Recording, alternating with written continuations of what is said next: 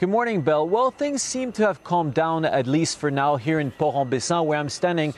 This village is really considered the unofficial capital of Normandy scallops. During the fishing season, there are more scallops disembarked in this port than any other port in Normandy. And I was indeed able to speak with some of the fishermen who took part in the fight against the British fishermen. They say that their job is to fish, not to fight, yet they really seem determined on continuing to defend their livelihoods. Take a look. On Tuesday morning, French and British fishermen clashed on the channel over a prized catch, scallops. These images show a few British vessels heavily outnumbered by nearly 40 French boats who wanted to send a clear signal. Stay away from this rich fishing zone, which is located just outside France's territorial waters.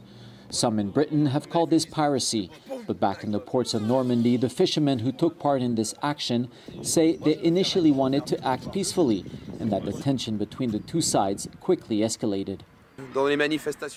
Like all kinds of demonstrations which begin peacefully, things sometimes get carried away. And here we were all a bit edgy. We have boats to pay for, families to feed, so we decided to put up a fight. Like Julien, Maxime was involved in the incident. For him, the fight with the British fishermen is more than about scallops. It's about defending a way of life. What we want is a future. We want to find scallops every year. We want to stay at home on weekends. We only work 4 or 5 days a week with quotas. The British come here to fish for 3 or 4 days at a time. Then they go home, deliver and do it again. It's completely different fishing from ours. Fishing here in Port-En-Bessin is part of the village identity. The marine life in these waters is abundant, and scallops are the most emblematic and prestigious catch. But French regulations limit the scallop fishing season from October to May, and quotas are imposed in order to guarantee sustainability. British vessels are not bound by these rules. Dmitry Rogoff, president of Normandy's fishing committee, says the situation must change. It's not because scallops are not regulated by the EU that we shouldn't manage this resource.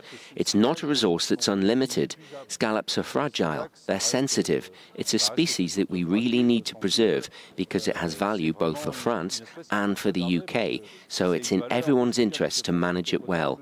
The more scallops we have, the more we'll earn money.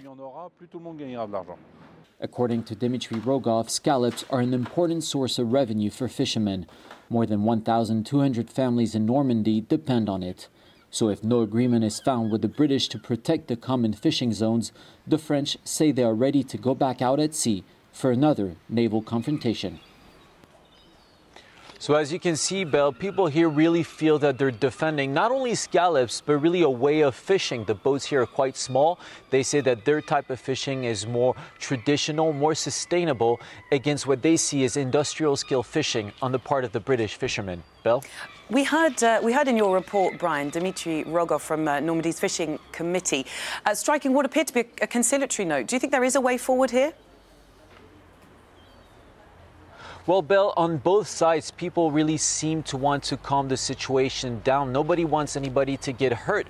Luckily enough, the first time, during the first fight, there was only material that was damaged and nobody got hurt. But this cannot be the case in the future if this happens again. So this dispute, it's important to remind viewers, has been going on for years. But over the years, there's always been some agreements that were found between the French and the British fishermen in order to preserve this fishing zone. But the French say that over the years, it's been harder and harder to find an agreement with the British. They say that high levels of competition and higher consumer demands have pushed bigger and bigger fishing boats and earlier each year to come into these waters. And this is really threatening their livelihoods, they say. So even though the British were legally entitled to fish in these waters, the French say that this industrial scale fishing goes against a sustainable model. And if this continues, then there won't be any more scallops for anybody in the future. And then, of course, there's the issue of Brexit that's on everybody's mind.